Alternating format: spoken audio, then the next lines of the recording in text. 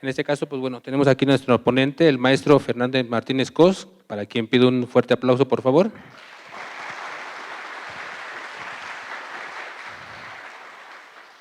Vamos a leer un poquito su semblanza. Él es mexicano, con estudios en economía, egresado de la Universidad Autónoma Metropolitana, con más de 29 años de experiencia en temas tributarios y fiscales dentro del Servicio de Administración Tributaria. También ha sido docente del Instituto Tecnológico Autónomo de México durante 8 años, donde impartió la materia de Derecho en Tecnologías de la Información. También ha formado parte de la Organización para la Cooperación y Desarrollo Económico durante 11 años en el Grupo de Servicios Electrónicos. En el Centro Interamericano de Administraciones Tributarias, durante 15 años, también estuvo impartiendo algunos seminarios enfocados en mejorar la recaudación a través de la innovación en procesos digitales y actualmente es consultor para varios países. Por otro lado, en el Fondo Monetario Internacional, él está acreditado como consultor en materia digital y de facturación electrónica. Creo que es una persona importante que nos va a dar un panorama amplio con respecto al certificado fiscal, en este caso digital, por Internet. Entonces, doy paso al ponente.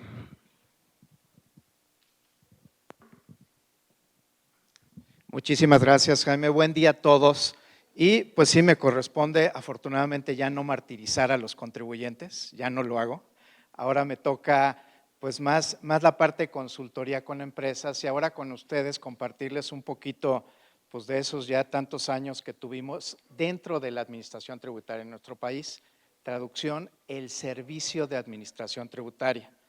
De hecho, pues a mí me tocó participar en la creación del Servicio de Administración Tributaria, o sea, cómo se crea. Y pues parte de mi experiencia, parte de todos los servicios digitales que ustedes ahorita reciben o van a tener ya como profesionales, pues junto con un equipo de gentes dentro del SAT, me correspondió desarrollarlos y hacerlos. Y parte de una premisa muy básica, cómo mover la información, y por eso el título de esta ponencia es cómo la administración tributaria se mueve, pero en especial la factura electrónica, que sobre todo ahorita en esta etapa de consultora hay quien me reclama de que se convirtió en una UCI A47 en contra de todos los contribuyentes. Y ahorita van a ver por qué. Porque justamente al igual que su celular o su móvil que tienen enfrente, la transacción se está traduciendo en una forma muy eficiente para la administración tributaria de detectar las operaciones que hacen los contribuyentes. Imagínense esta evolución. ¿Cómo cambiamos de procesos en donde la información estaba estática? ¿Y estática en dónde? En un archivero, en un expediente, en un registro contable, en un expediente en donde se estaban revisando las cosas, a convertirse y moverse, yo los invito a que vean la lámina, a moverse de un esquema en donde la información era estática a convertirse en dinámica y darle justamente a la administración tributaria la posibilidad de detectar el hecho generador del impuesto, ¿en dónde? En la transacción que se está llevando a cabo. Ahí es a donde se metió el Servicio de Administración Tributaria, que hoy ya es una tendencia, ya no solo latinoamericana. Ya en esto pues no podemos decir que Messi es el mejor jugador en términos futboleros, sino que los latinoamericanos, y si quiero decírselos, México fue el segundo país en el mundo en iniciar este proceso. Ahí fue donde entró nuestro país. Y no crean que creyendo mucho en todo esto.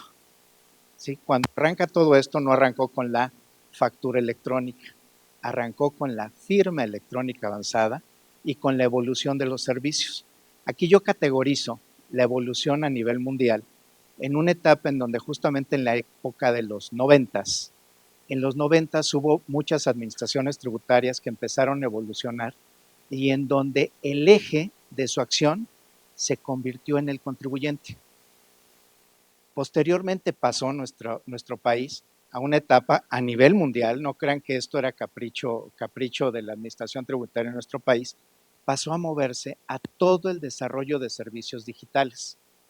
¿Sí? Y uno de los países que les voy a comentar fue exótico, pero así es. Se visitó Australia y Nueva Zelanda para ver cómo estaban haciendo la arquitectura y diseño institucional para poder diseñar todo esto que ustedes ven del lado izquierdo. Desde el registro tributario, cuando les hablo de registro tributario, ¿a qué me refiero? Al Registro Federal de Contribuyentes. Ahí empezó el proceso de cambio y pues ustedes hoy lo padecen porque ya pues cuando salgan se van a convertir en contribuyentes, ya quien es, y es una reforma reciente en el Código Fiscal. ¿En qué se convierten ustedes inmediatamente? En contribuyentes pasivos del Servicio de Administración Tributaria.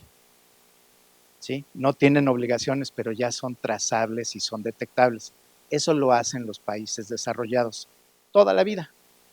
Los que no somos todavía desarrollados empezamos con registros hasta que inicia la vida activa y ahorita van a ver los grandes problemas que eso provoca. ¿Sí? Pero el principio es cómo captar en el registro a un contribuyente, después cómo en sus transacciones, cómo se le hace imputable el hecho, en lugar de andar persiguiendo con auditores, cómo se logra con tecnología tener la transacción del contribuyente. Eso se tardó en construirse más de 18 años. No fue un proceso que inició justamente en 2005 y tardó en evolucionar a la contabilidad, que hoy es electrónica, a los pagos electrónicos y pues a la muy temida auditoría electrónica, que esa es la forma en la que una administración tributaria se visualiza.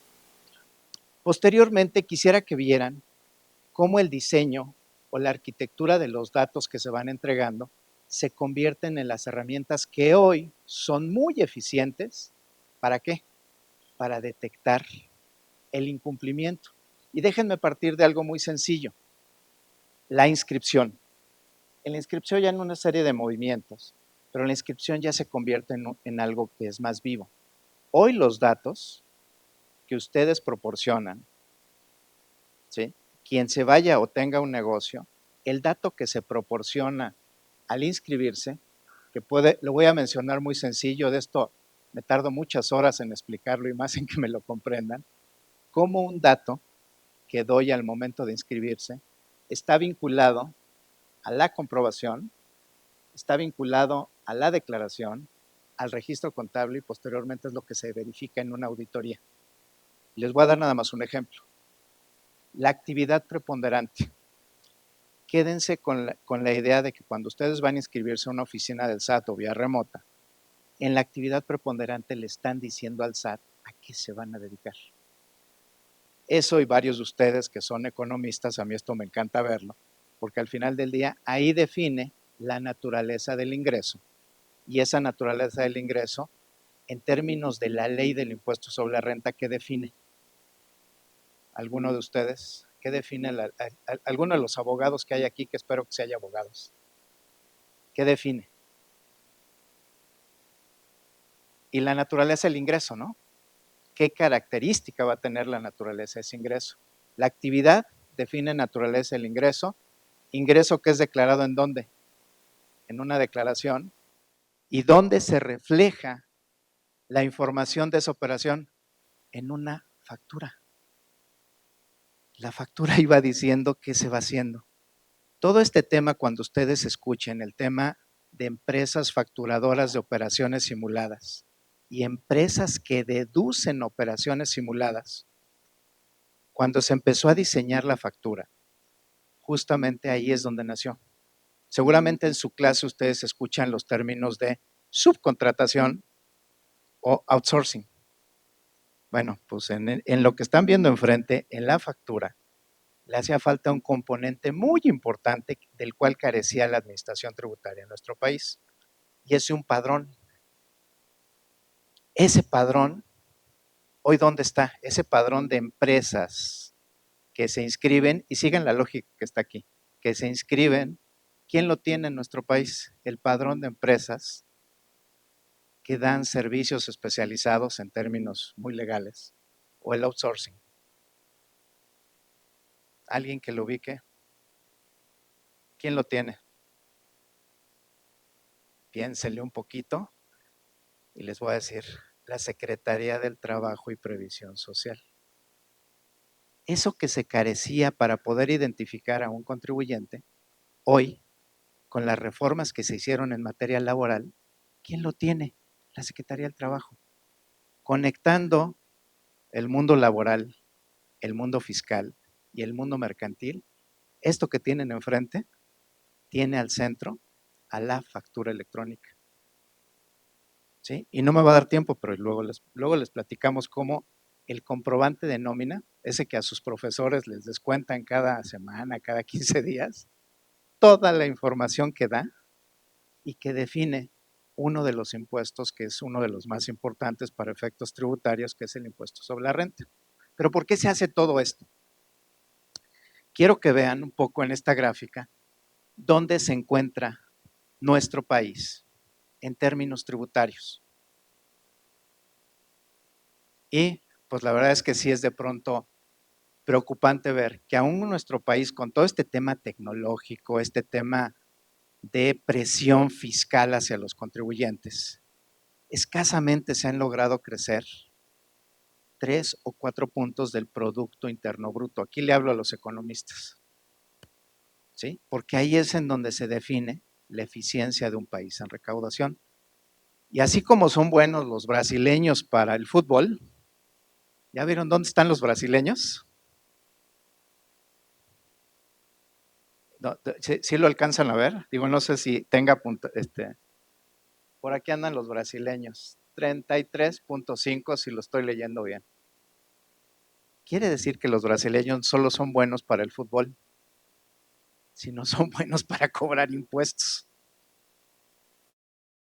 Buenos por una gran diferencia país, que esto yo no lo entendía hasta que me senté con ellos, porque ellos traían un gran proyecto que ellos le llaman la nota fiscal electrónica, que es cuando México empezó a nacer en los temas digitales. Yo decía, bueno, ¿y qué hacen los brasileños que en México no tengamos? Yo no entendía y no comprendía. Y eso, afortunadamente tengo muchos amigos que siguen trabajando en la Receita Federal y en los estados. Y una de las grandes diferencias, así como juegan bonito el fútbol, les quiero decir que juegan bonito en equipo a nivel institucional y tienen una coordinación para estos efectos y en el tema de tecnología descomunal. Los brasileños tienen algo que nos diferencia mucho, y me voy a seguir platicándolo con esto. Los diferencia mucho en su estrategia de cómo hacer gobierno. Y ellos tienen una Secretaría de Estado que se dedica a la pura tecnología.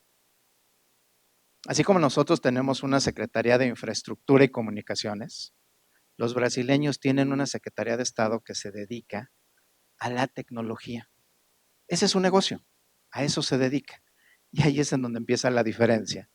País. Entonces, imagínense en el SAT cuando nos decían esto, y pues en el SAT lo que se tiene es una Dirección General de Tecnología de la Información y con un presupuesto de este tamaño. Cuando yo veía los presupuestos de las secretarías de Estado y lo que se dedicaba a hacer todo eso, ahí es en donde empiezan las diferencias. Esas diferencias del 16% y que hoy nosotros decimos que no se van a crear nuevos impuestos, es porque hay una brecha brutal de la forma en la que está escrita la ley, la forma en la que se aplica y la forma en la que se recauda. Hay grandísimas brechas. Y se los digo con todo conocimiento de causa. ¿Sí? Una cosa es la que hacen, en este caso, los economistas de la Secretaría de Hacienda. Otra, la que hacen los abogados que la interpretan. Y otra, muy diferente, los contadores que la aplican. Es muy complejo y en lo complejo es en donde está justamente este tema, que en esta administración se dijo, bueno, no vamos a crear impuestos, se va a buscar el incremento de la recaudación.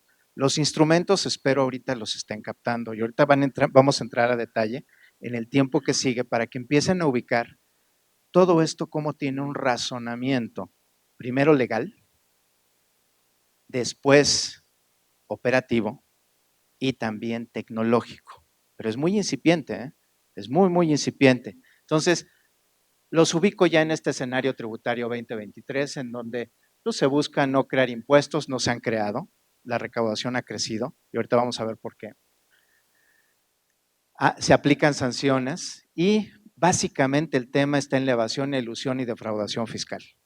Esto, pues yo en mi experiencia tengo pues ya casi 34 años de estarlo escuchando. Y siempre ha sido el mismo discurso, pero el tema es el cómo se hace, cómo se ejecuta, cómo se lleva a la práctica. No es cómo se planea, sino cómo se ejecuta.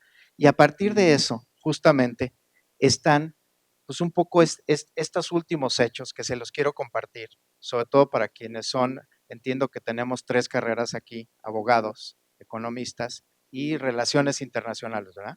Bueno, que ubiquen un poco qué ha pasado en este escenario. No me voy a meter a todo en aras del tiempo, pero sí que ubiquemos en dónde está la parte fiscalizadora, que es justamente en este tema. Ay, permítanme, Deriva. Ahorita les platico del plan maestro, les vamos a poner un video para que vean cómo se plantea la fiscalización. A ver, lo que les quería compartir es un poco esto, ¿sí? En el mundo de lo tributario se establecen acciones, ¿sí? Que vienen de lo legal, abogados, que después aterrizan en lo que le voy a llamar los temas operativos y de implementación. Entonces, aquí hay algo muy interesante que en esta administración se ha hecho, de cómo lograr a través de la percepción creer que todos estamos vigilados. Que eso es interesante, ¿no? Pero es percepción. Y algo que se ha hecho es justamente el dar a conocer estas 302 actividades que son las tasas efectivas de pago de impuestos. Es decir, un contribuyente, ¿cómo determina el impuesto a pagar? Pues a partir de toda una serie de fórmulas que vienen en materia de renta, más otras que tenemos determinadas en materia de IVA, y que IVA es el que más se traza de manera sencilla con el comprobante. Y por todos los requisitos que trae un comprobante, que eso es lo que los quiero llevar a que ubiquen, el cómo se diseña la arquitectura de un servicio vinculada con elementos de control que están en la ley, que están en reglas, y cómo aterriza operativamente y se aprovecha con la gente de tecnología para detectar comportamientos que no están de acuerdo a lo que están marcando las disposiciones fiscales. Entonces, aquí estamos en un terreno básicamente de cómo percibe el contribuyente, y les diría, los muy grandes, ahí se están viendo, estos casi 13,000 contribuyentes grandes, justamente ven, cuando leen estas tasas efectivas, si están por arriba de esa tasa efectiva de pago de impuesto de la renta o están por debajo. Es un poco, déjenme hacer la analogía, cuando ustedes les hacen un examen y se saca la media. ¿Y esa media qué les dice? ¿Quién pasa o quién no pasa, verdad? Pues así está igual, ¿sí? Pero en un salón de clases es más fácil agarrarlo. Imagínense un país y del tamaño que vamos a ver, cómo se percibe. Y aquí justamente vamos a poner un video en donde quiero que ubiquen cuál es un plan de fiscalización a nivel nacional. No me puedo meter a detalle para explicárselos, pero sí quiero que vean ese contexto. ¿Qué está haciendo una autoridad tributaria? Que no es privativo de nuestro país, en todos los países se hace. ¿Qué es lo que hace? Y cómo es que detecta justamente estos temas de evasión, elusión, y yo le agregaría un elemento adicional de omisión del cumplimiento. Ese es el otro punto. Si me ayudan, Derivado de la publicación del Plan Maestro de Fiscalización y Recaudación para 2023, el Servicio de Administración Tributaria, SAT, realizará acciones de fiscalización centradas en 6 ejes. Combate esquemas de evasión que involucren a empresas factureras. Revisión de esquemas de evasión de empresas que involucren no mineras. Incremento en operativos carreteros y almacenes para combatir el contrabando. Análisis y programación de partidas atípicas de ingresos y gastos. Fortalecimiento a revisiones de operaciones de comercio exterior, principalmente en importaciones temporales y verificación de origen. Publicación de tasas efectivas de los ejercicios 2020 y 2021. Estas acciones se enfocarán en 16 sectores económicos. Los conceptos y conductas que revisará la autoridad fiscal son: devoluciones, tasa 0%, no objeto y de importación temporal. Pensiones, exentos en nómina y simulación de prestación de servicios especializados. Verificación de cumplimiento de certificaciones IVA y IES. Subvaluación en operaciones de comercio exterior y uso indebido de tratados. Aplicación indebida de saldos a favor. Acreditamientos de IES. Cadena de suministro de hidrocarburos. Derechos mineros. Reestructuras corporativas y los efectos fiscales en escisiones y fusiones. Socios y accionistas, personas físicas en operaciones asociadas a reestructuras. Pérdidas fiscales. Regímenes fiscales preferentes. Financiamientos, capitalización de pasivos y distribución de utilidades. Todo esto, a través de sus programas de vigilancia para incentivar la regularización de contribuyentes omisos o que presenten diferencias en sus obligaciones, así como de la optimización del proceso de recuperación de créditos fiscales. Eso es un plan de fiscalización. ¿A quién le dedican esto? Esos 32 sectores que vieron son los sectores con alguna rentabilidad tributaria. Cuando digo rentabilidad tributaria se refiere a cuánto están pagando. ¿Sí? Que eso es lo que hay que voltear a ver. O sea, estos conceptos que resultan mucho del mundo empresarial ya hoy están embebidos dentro de la administración tributaria. Derivado de la de forma tal que a través de esto se permite medir la eficiencia, que ya la vieron, nuestro país está en los niveles más bajos. Las áreas de oportunidad son amplísimas, amplísimas. ¿Y esto cómo se hace? Quisiera irlos metiendo al tema. Uno, ¿cómo se obtienen datos? Cada dato que ustedes dan se convierte en la sangre que le permite a la administración tributaria operar. Y aquí en esto ubiquen esas transacciones que ustedes hacen, ¿sí? Que lo más valioso para una administración tributaria es la información que tiene del contribuyente. Y les voy a poner una diferencia que estoy seguro que en el salón de clases ustedes la ven, que es la diferencia del modelo anglosajón de hacer y de recaudar impuestos y el modelo latinoamericano. El modelo latinoamericano se basa en la evidencia que generan las transacciones de los contribuyentes a través de las facturas. El modelo anglosajón se basa a través de los datos que están registrados en el sistema financiero. El sistema financiero tiene todo, pero al final del día se convierte en un tercero. ¿Sí? Por eso, si ustedes le preguntan a un ciudadano norteamericano cómo pagan impuestos, ellos a lo que le tienen pavor es a usar de manera excesiva, que no corresponda con sus ingresos, ¿su qué? Su tarjeta de crédito, ¿sí? Sus pagos que tienen una trazabilidad, se le conoce en el mundo de lo tributario. En nuestro país, y esto aquí me dirijo a los economistas, la característica de nuestro país es que la mayor parte de las transacciones son ¿cómo? Efectivo. Nuestro país no está bancarizado. Esa es una gran diferencia país y que nos diferencia de los brasileños y déjenme decirles, a mí me da mucha pena, hasta de los salvadoreños. Están más bancarizados que nosotros. Poblaciones chiquitas que comparadas con la nuestra no estamos tan bancarizados. No usamos tanto. Hoy ustedes ya afortunadamente pues son una población que cuidan mucho su celular y hoy ustedes hacen hasta qué con el celular. ¿Pueden hacer pagos, sí o no? Muchos de ustedes lo hacen. ¿Sí? Quienes son de mi generación, ¿qué utilizamos? El efectivo. ¿Sí? Usamos el efectivo, lo tenemos. Pero ustedes ya vienen haciendo esa diferencia en donde ya hasta el teléfono se convierte en un medio de pago. Y eso es lo que está persiguiendo una autoridad tributaria. ¿Para qué? Eso es poner el terreno parejo, para que no haya diferencia entre el negocio grandote y el micronegocio a través de ¿qué? De datos. Y esos datos, damos muchísimos datos a través del sistema financiero. La mancuerna ideal de un país, para que funcione un país, está dada por dos cosas, desde mi punto de vista. Un buen sistema financiero y un buen sistema fiscal. Cuando ambos se combinan, ahí sí, está muy gastada la palabra, el bienestar llega para todos. ¿Por qué? Pues porque ahí sí el que más tiene es vigilado, es detectado y paga correctamente. Y el que menos tiene puede acceder a tener beneficios. Esto es muy discutible y no me voy a meter más en el tema, pero ahí es en donde empieza. Todas estas acciones de control que ustedes vienen son en base a ¿qué?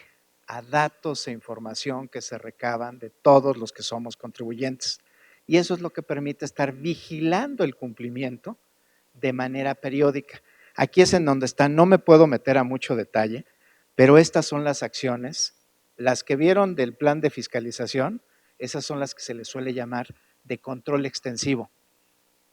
Cubro a todos. Todos están enterados de que quien no esté arriba de la media no pasa. El que esté abajo sí pasa. Y cuando hablamos de control intensivo,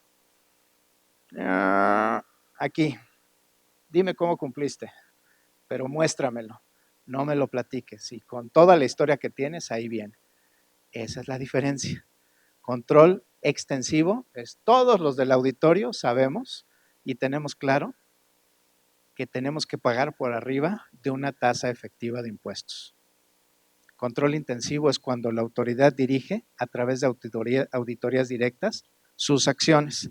Ese es un poco el concepto que tributariamente se maneja y por eso les quiero dar un ejemplo. Fiscalización en el sector automotriz. ¿Por qué creen que se lograron estos incrementos? Veamos los datos, aquí le hablo a los economistas. Veamos los datos de cómo veníamos. Aquí es en donde se masifica la factura electrónica. Aquí es donde se empiezan a usar esos datos. Ahí están los resultados. ¿Sí? Esto efectivamente se empieza a hacer, pero es un proceso de aprendizaje. Hay que aprender a usar la información para poderle sacar provecho. No solo con lo que llega, y déjenme un poco seguirme yendo. Para un país de este tamaño y con una población de este tamaño, aquí quisiera hablarle a los economistas, no me voy a meter a todo detalle en las cifras, pero simplemente quisiera que ustedes vean cómo de pronto la propia estadística tributaria, los invito a que vean estos informes tributarios y que vean las estadísticas de resultados que se dan en otros países. Ahí van a encontrar cosas muy interesantes. Y sobre todo quiero que vean, si traíamos una población activa de 60 millones, de pronto tenemos 62 millones de contribuyentes activos. Personas contra contribuyentes activos, empresas. Traemos cerca de 2.4 millones de personas. ¿Saben cuántas declaraciones se presentaron este mes de marzo de declaraciones de personas morales? Abogados, alguien que vea estas cosas, para que vean el tamaño del agujero que tenemos. Sobre todo es muy importante que ustedes volteen a ver estas cosas porque eso les da idea de por dónde anda el cumplimiento en nuestro país. ¿Alguien ha escuchado el cumplimiento de obligaciones fiscales que actualmente tiene nuestro país? Yo les decía, oye, pero tienes 2 millones de personas morales y recibiste 500,000 de declaraciones y no son RFCs únicos, ¿qué te dice? Algo no está jalando bien, ¿verdad? Sí estás recaudando, pero ¿de quién? ¿De quién? Esas sí se las dejo de tarea. Sobre todo, vean los tamaños y las diferencias cuando hablamos de cumplir. Cuando hablamos de cumplir, aquí tenemos el dato del número de contribuyentes que emiten facturas. Y tenemos más de 14 millones de contribuyentes. Y aquí este dato, este sí lo conozco a detalle, son los contribuyentes que empezaron a cumplir desde el 2005. Eso tiene muchos cambios. ¿Sí? Y sobre todo, se los digo, yo caí en la cuenta de esto. ¿Por qué? Porque dije, a ver, 11.5 millones. Y les diría que cuando yo veía esta cifra, estamos hablando de alrededor de 10 millones. Mi duda principal, ¿en dónde estaba? ¿Quiénes son los que mensualmente están haciendo un comprobante y están cumpliendo y están presentando una declaración? Ahí es donde empiezan esas brechas que yo espero que ustedes en el mundo de lo académico sí se lo planteen. ¿Sí? ¿Por qué? Porque estas son las preguntas que de fondo hay que ver. ¿Y esto por qué? Justamente porque una de las premisas de donde se partía es que en el mundo del papel, en el mundo de la factura, este tema, estos 132 requisitos fiscales, que es una verdadero problema de cumplimiento, entre más requisitos hay, más discrecional se vuelven las cosas.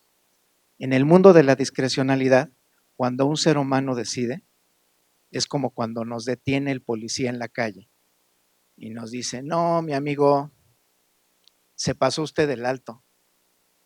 Y yo, ¿y cómo que por qué? Pues si usted está del otro lado de la calle y ni siquiera vio el semáforo. No, pero sí lo vi yo que se pasó el alto. Eso es discrecionalidad, el creer en algo sin tener una base objetiva sobre la cual se están estableciendo las cosas. Y cuando se establecen requisitos, algo que se buscó y que creo que se debe de buscar es hacer sencillas las cosas. Y ahí es en donde paulatinamente se busca a través del comprobante menos discrecionalidad. Cuando empieza la factura, algo de lo que los contribuyentes se quejaban mucho era de la discrecionalidad de un auditor para rechazar una deducción. ¿Por qué creen?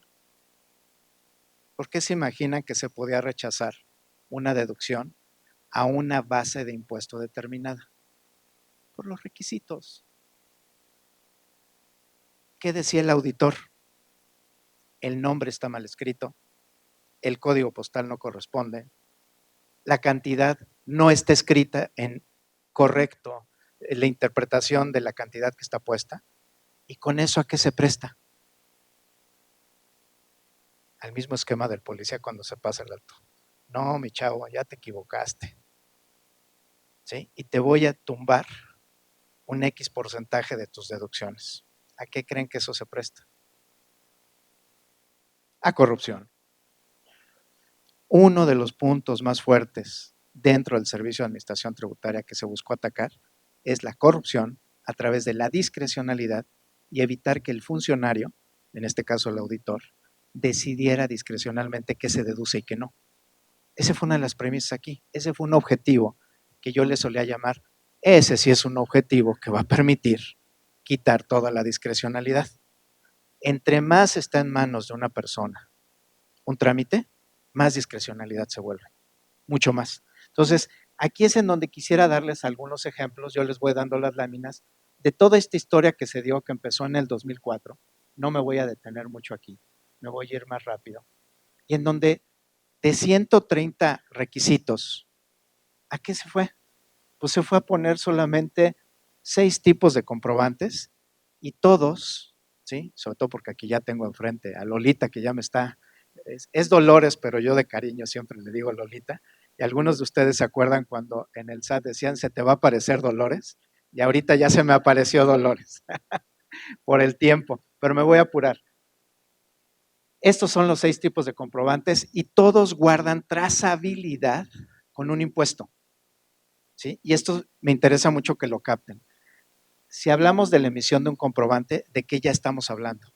De un devengado. ¿Sí? Y cuando estamos hablando de un ingreso, estamos hablando de renta. Y también estamos hablando de IVA. Y por supuesto también de IEPS. Eso es lo que hay atrás de todo esto.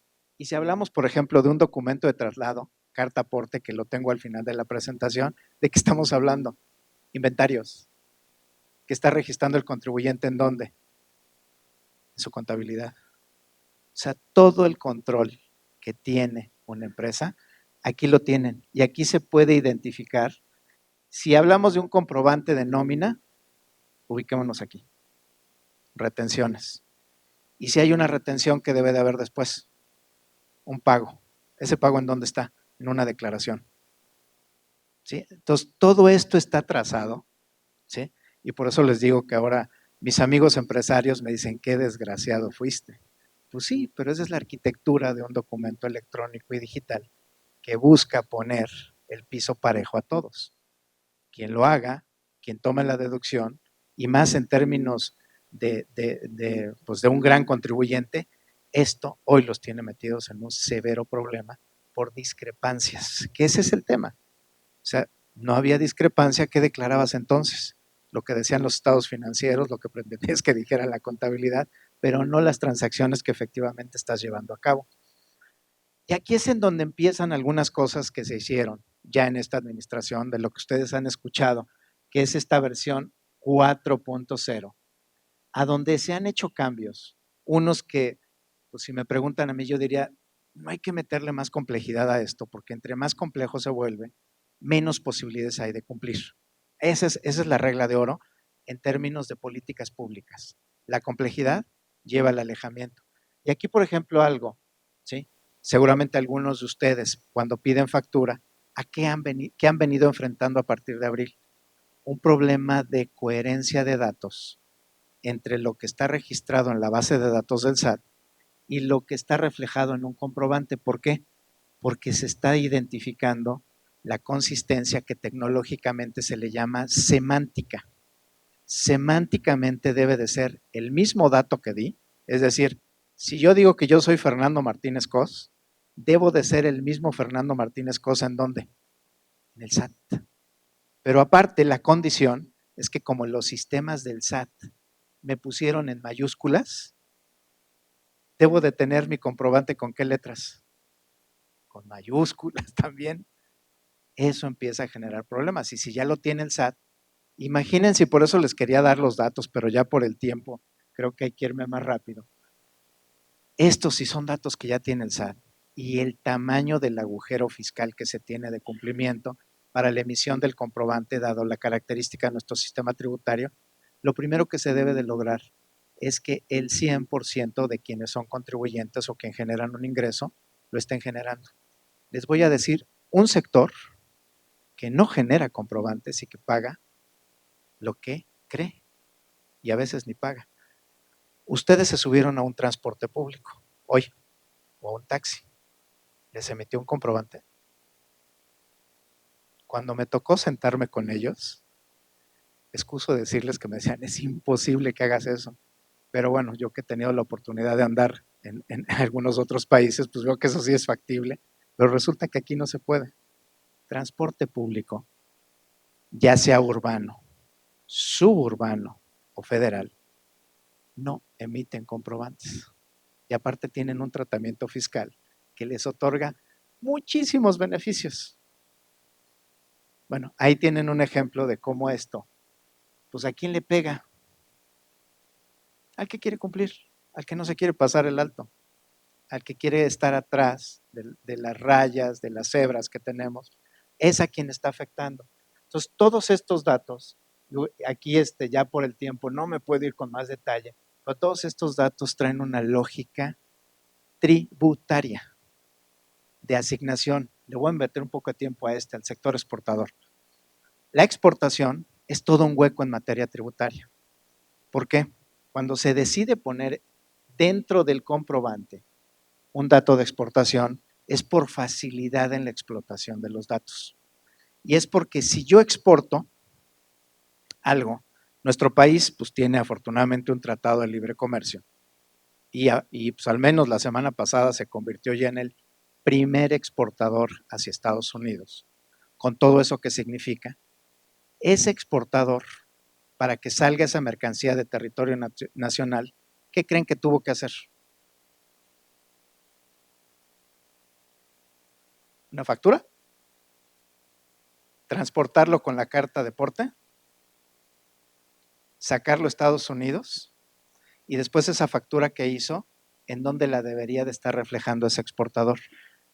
Una declaración. Todo eso que es un ciclo, yo le suelo llamar es un ciclo tributario de datos, ahí es en donde hay que voltear a ver cómo está. ¿Sí? ¿Y qué es lo que nos dicen? Por eso estos datos, por eso esta información está ahí y por eso justamente uno de los sectores a los que está dirigido esto es exportación, otro gran tema es IVA, objeto o no objeto de impuesto.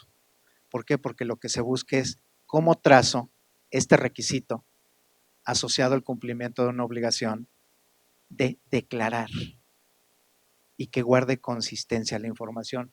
Ahí está otro de los puntos. Y en donde, pues sin duda, como autoridad, pues tiene que haber sanciones.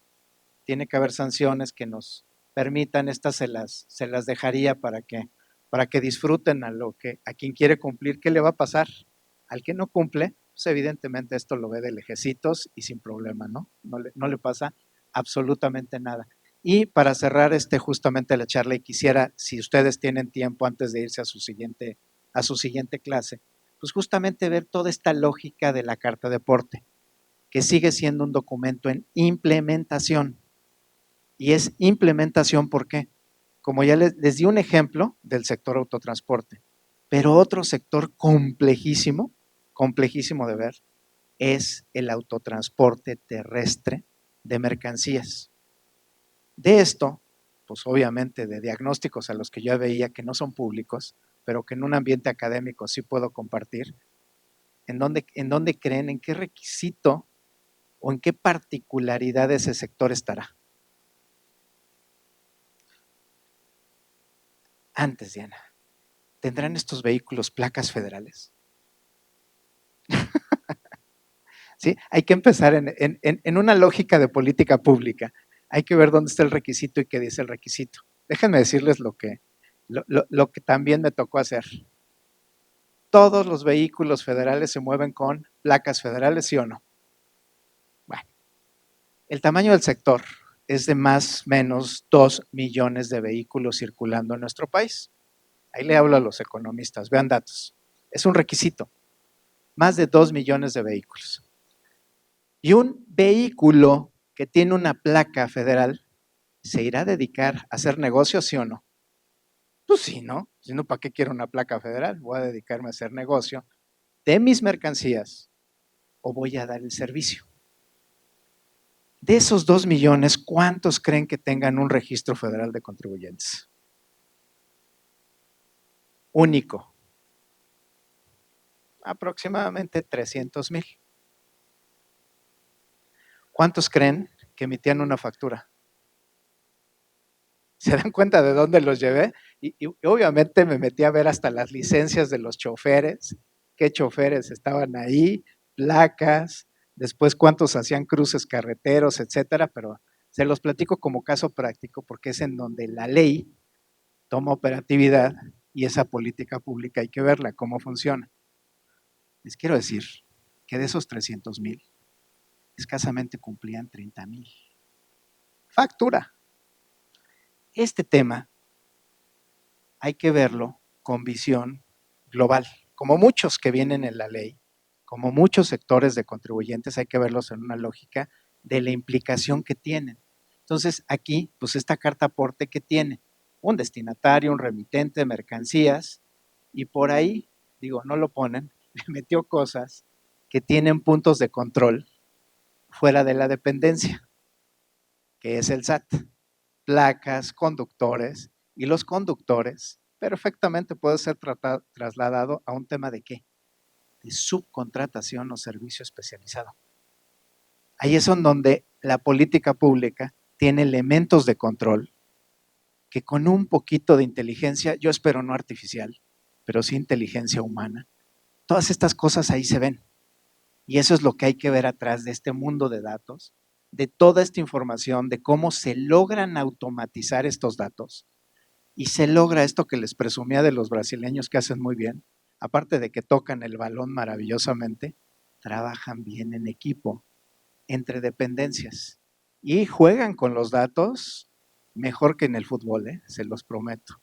Tienen una lógica y una inteligencia para automatizar datos y dar soluciones de inteligencia artificial. Se habla mucho, pero yo quisiera ver cómo se aplica en términos de gobierno, en términos de soluciones que estemos buscando y que al final del día que llevan justamente a datos de este tipo que pues, a toda administración tributaria le interesan y es resultado de una política pública, qué tan bien o qué tan mal se hace.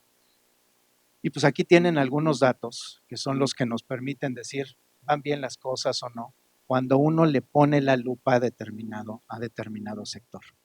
Bien, con esto, pues espero dejarlos a tiempo, creo que nos quedan 2 minutitos. Si alguien tiene alguna pregunta, yo encantado de la vida, pero sé que también tienen otras clases y pues si me vuelven a invitar les platico ya de temas más específicos y de cómo es la realidad operativa de una administración tributaria que va más allá de lo que puedan leer en una ley, en una disposición o en una resolución miscelánea. No sé si hay alguna duda, nos quedan unos minutitos.